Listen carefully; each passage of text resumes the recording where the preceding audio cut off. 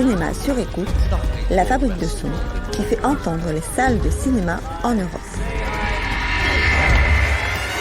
Cinéma sur écoute. Le cinéma du TNB n'est pas tout à fait comme les autres. Classé art et essai, labellisé jeune public, patrimoine et recherche, il est surtout au cœur d'un théâtre, le Théâtre National de Bretagne. Le TNB est un lieu de création qui réunit 27 artistes associés de tous horizons. Leur regard déplaçant ainsi le TNB vers de nouveaux territoires imaginaires, artistiques et géographiques. À l'image du théâtre, la programmation du cinéma est audacieuse et aventureuse. Elle conjugue les films les plus contemporains à ceux de répertoire. Je suis Stéphanie Jaunet, coordinatrice du cinéma au sein du TNB. Dans ce lieu incroyable, je serai votre guide.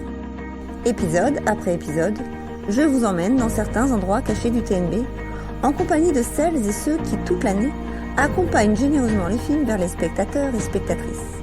En déambulant avec mes invités dans les coulisses de ce vaste lieu de création, nous nous interrogerons sur un sujet qui nous tient à cœur, le matrimoine, soit les femmes qui ont fait et qui font le cinéma. Pour mon premier épisode, j'ai choisi d'accueillir Yola Lekainek. Yola est enseignante en lettres, philosophie et cinéma en classe préparatoire à Rennes. Ses recherches ont porté entre autres sur l'image de la femme dans la littérature fantastique. Et parmi ses faits d'armes, elle a soutenu une thèse sur le féminin dans le cinéma de Georges Cukor. J'ai eu la chance de l'accueillir récemment à l'occasion de nos rétrospectives sur Ida Lupino et Kinuyo Tanaka. Pour parler cinéma de matrimoine, elle était donc l'invitée rêvée. Et comme le TNB ne manque pas de lieux inspirants, je l'ai emmenée dans un lieu qui en ferait rêver plus d'un ou plus d'une, la réserve des costumes de théâtre.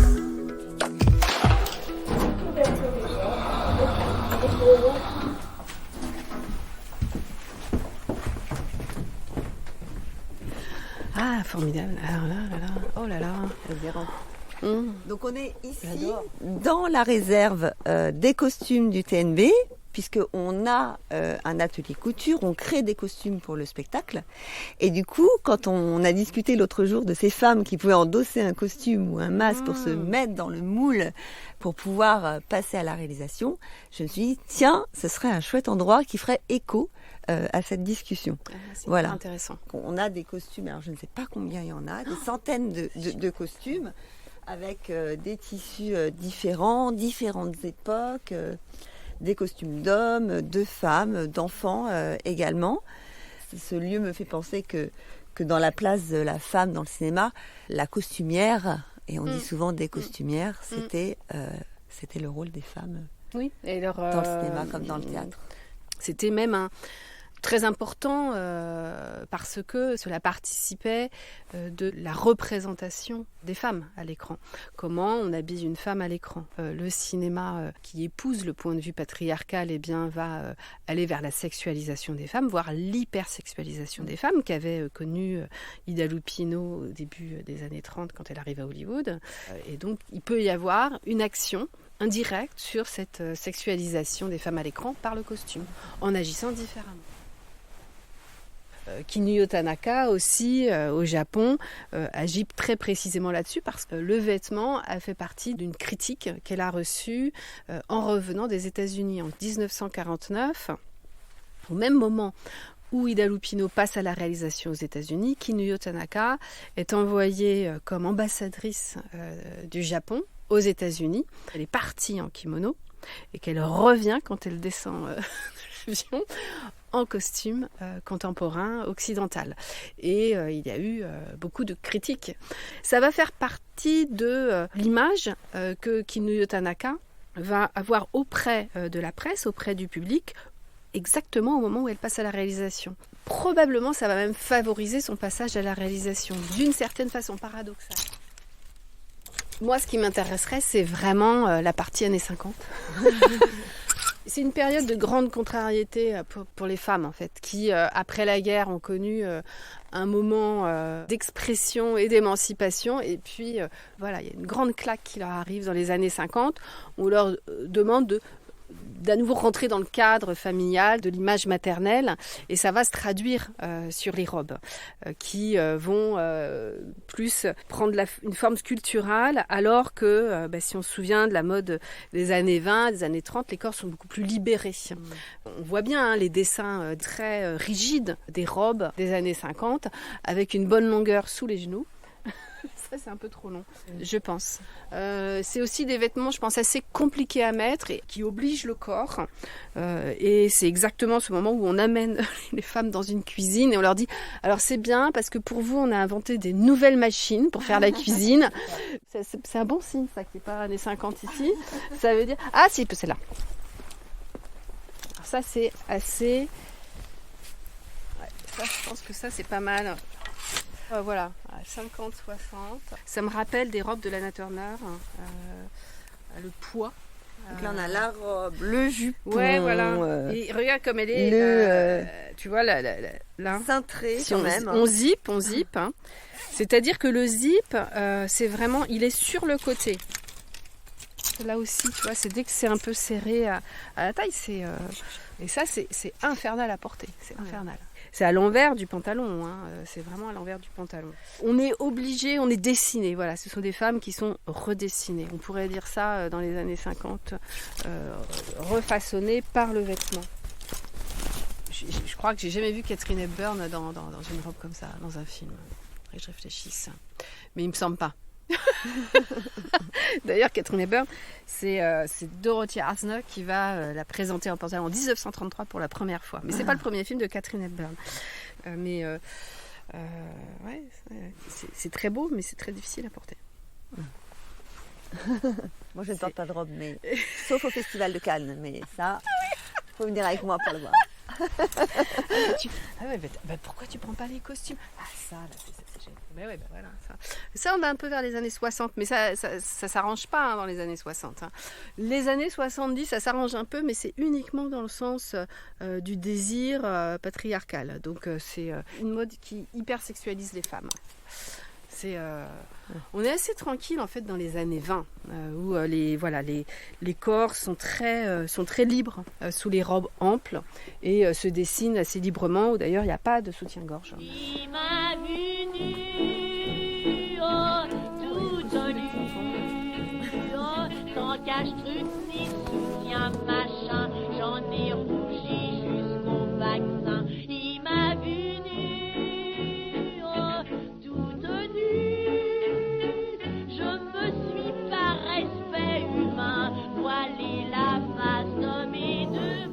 J'ai commencé, donc ça fait longtemps, hein, à travailler sur les réalisatrices.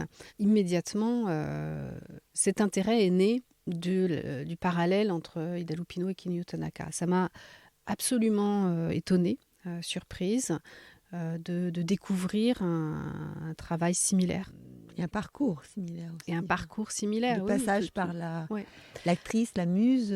Oui, tout à fait. Quand on regarde leurs films, c'est étonnant de voir les croisements et les préoccupations communes, notamment sur la question de la représentation des femmes.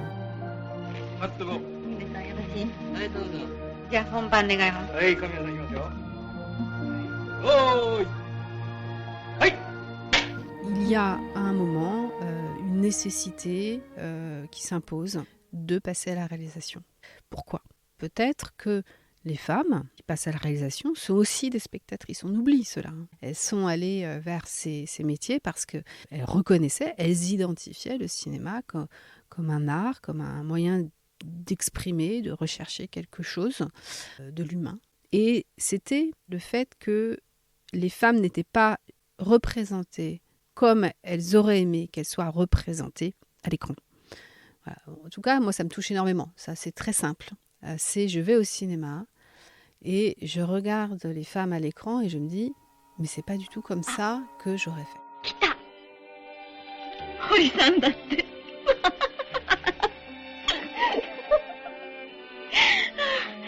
3人でよくスキー行ったわね。楽しかったわ、あの自分。Kinyo Tanaka, ça l'exprime très clairement. Il dit j'ai porté à l'écran des personnages féminins que le regard, je ne dis pas des hommes, je dis le regard patriarcal, la norme de représentation dominante, eh bien cette norme n'aurait pas pu faire ce que moi je fais. Donc j'apporte autre chose. Et Alice Guy, je pense que c'est ça qui a aussi porté son travail. On parlait d'Ida Lupino, qui a été hyper sexualisée quand elle arrive à Hollywood, elle a 16 ans et elle va incarner des rôles de femmes de plus de 20 ans. Et c'est pas ce qui l'intéressait. C'était autre chose. C'était au contraire de construire des personnages complexes, de composition et qui traduisent la richesse de la condition humaine. C'est vraiment ça qui intéressait Ida Lupino, ce qu'elle appelle les bewildered, les êtres désemparés, ce que nous sommes tous. Don't talk like that. We're going to be married right away. I want you. I want to live with you. I want to have kids with you. We can be happy like other people. We're not like other people. I don't want to get married ever. I don't want you to touch me. Everything's dirty, filthy and dirty. Anne, listen. We can live away from here. Somewhere else if that would help. Sure. You've seen them staring at me, wondering, talking. Yes, we could run, but not far enough. Shut up. And you'd always be thinking about what happened. You'd never forget. Shut up. Donc, l'autre aspect, c'est, et d'ailleurs Ida Lupino le fait, c'est la production. Voilà, je suis une actrice, je veux passer de l'autre côté des caméras. Comment moi, je vais pouvoir exprimer les choses différemment si je suis sous la chape de plomb de ces finances patriarcales. Donc Ida Lupino va choisir, comme d'autres, je pense à Lois Weber, je pense à Gloria Swanson, de construire leur propre société de production. Comment elle trouve les financements, du coup, dans ce contexte-là ? C'est pas inhabituel. C'est Annette Kuhn qui a travaillé sur Ida Lupino qui m'a fait comprendre quelque chose de très important. C'est que considérer l'histoire des femmes au cinéma, c'est pas justement traduire l'exception. C'est montrer que c'était finalement pas si surprenant. Il y avait à Hollywood et dans les industries du cinéma, je pense là au niveau mondial, une armée de femmes qui travaillent, mais qui sont invisibles. En 1949, quand Ida Lupino monte sa société de production, c'est précisément le moment où les grands studios s'affaiblissent parce qu'ils ont perdu ce qu'on appelle le monopole d'exploitation. Se montent alors à ce moment-là beaucoup de sociétés de production indépendantes qui tentent leur chance parce que d'un seul coup, les couloirs de la distribution s'ouvrent, s'éclaircissent. Donc Ida Lupino monte sa société. Mais dans les principes de sa société de production, il est celui que les films doivent être peu coûteux. On fait le cinéma différemment. On n'est plus dans des super productions. Donc il s'agit de découvrir des jeunes talents, c'est-à-dire des visages non connus sur les écrans hollywoodiens, de ne pas dépasser je crois que c'est $130,000, $140,000 par film. C'est-à-dire d'instruire la façon dont on fait le film pour pouvoir elle-même contrôler tous les aspects de la création. Oui, ce que tu disais tout à l'heure par rapport aux costumes, notamment. Et dans la société de production qu'elle monte avec son mari, ça on en reparlera, c'était l'idée de pouvoir se partager les tâches. Elle voulait surtout être scénariste, elle voulait écrire. Et puis elle va être propulsée réalisatrice. Mais elle a été aussi productrice. Et Ida Lupino avait quelque chose d'assez représentatif, je pense, pour des femmes qui passent à la réalisation. Elle avait un surnom qui lui était donné d'ailleurs par une autre femme, Sally Forrest, qui a été un peu son double à l'écran dans ses premiers films. Qui était Mother, non, c'est ça ? C'est elle qui était surnommée Mother ? Mother, tout à fait. Ouais. Ça a été terrifiant pendant les années 70, c'est-à-dire ça a créé un malentendu gigantesque. C'est-à-dire qu'on n'a pas saisi la particularité de sa position à ce moment comme femme, que c'était probablement la seule façon pour elle de faire les films et les films qu'elle voulait faire. Donc en utilisant cette image maternelle. Donc le travail est au niveau de ces codes et ces normes. Comment on va faire en sorte que d'un seul coup, les représentations vont se libérer et se diversifier. Comment ? Là, j'en arrive à Dorothy Asner. Son cas est vraiment intéressant parce qu'elle a porté à l'écran le désir homosexuel féminin. Elle était chez Paramount en même temps qu'Ida Lupino. Et Dorothy Arzner n'a pas monté de société de production, ne s'est pas associée avec son mari, pas confondu vie privée et vie professionnelle. Et elle est arrivée au cinéma par la technique. Alors elle était scénariste et puis aussi monteuse. On dit qu'elle a inventé la perche. Donc je trouve parce que du coup, elle, sur ce que j'ai lu sur la création de la perche, c'est que du coup, c'est avec l'arrivée du parlant et des micros, pour libérer le corps de la femme face à un micro, elle a inventé la perche pour cette souplesse-là. Enfin, c'est très important parce que justement, le moment où on va alourdir les tournages, les plateaux, rigidifier les représentations, empêcher l'expression des corps, l'expression des êtres, et créer de l'aérien par le son. Et c'est génial.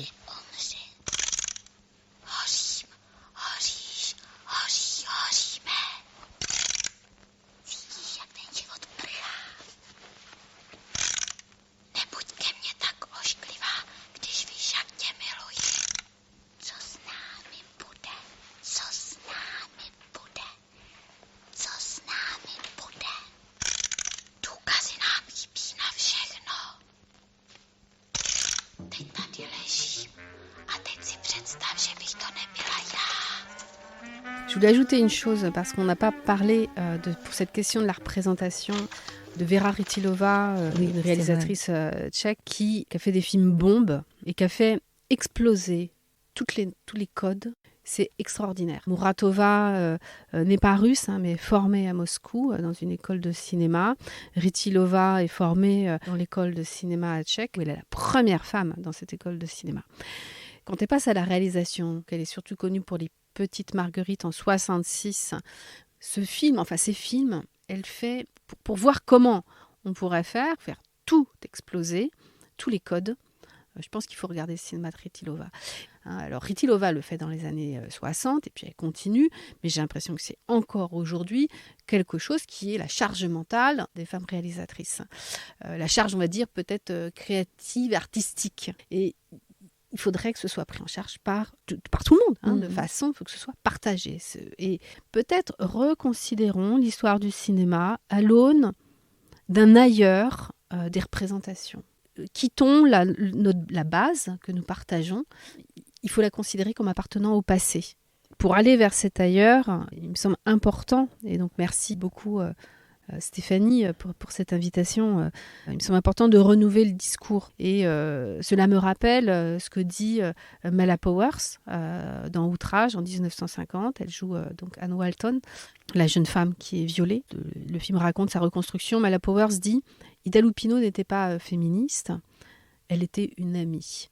Et moi j'ai envie de dire, le féminisme, je pense aussi aujourd'hui que c'est une affaire d'amitié. Non, mais c'est magnifique. Écoute, je crois que là, tu fais une super transition avec notre prochain invité, puisqu'on aura Prisca Morisset, qui est enseignante à Rennes 2 et qui va venir nous parler des femmes dans la technique du cinéma lors de notre prochain épisode. Ça, c'est fort.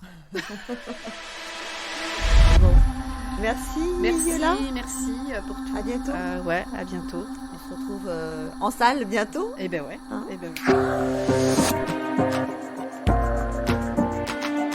Vous venez d'écouter Cinéma sur écoute, la fabrique de sons qui fait entendre les salles de cinéma en Europe. Cet épisode est le premier d'une longue série fabriquée à plusieurs. Nous vous parlons depuis nos salles. Chaque salle de cinéma nourrissant ce flux avec sa propre couleur. Au TNB, des critiques, des chercheurs, chercheuses, des artistes viennent évoquer les actrices, réalisatrices et techniciennes qui font le cinéma de patrimoine. Cinéma sur écoute est lauréat de l'appel à projet Collaborate to Innovate 2021, mise en œuvre par Europa Cinéma et financée par Creative Europe Media de l'Union européenne. Une production Narasson.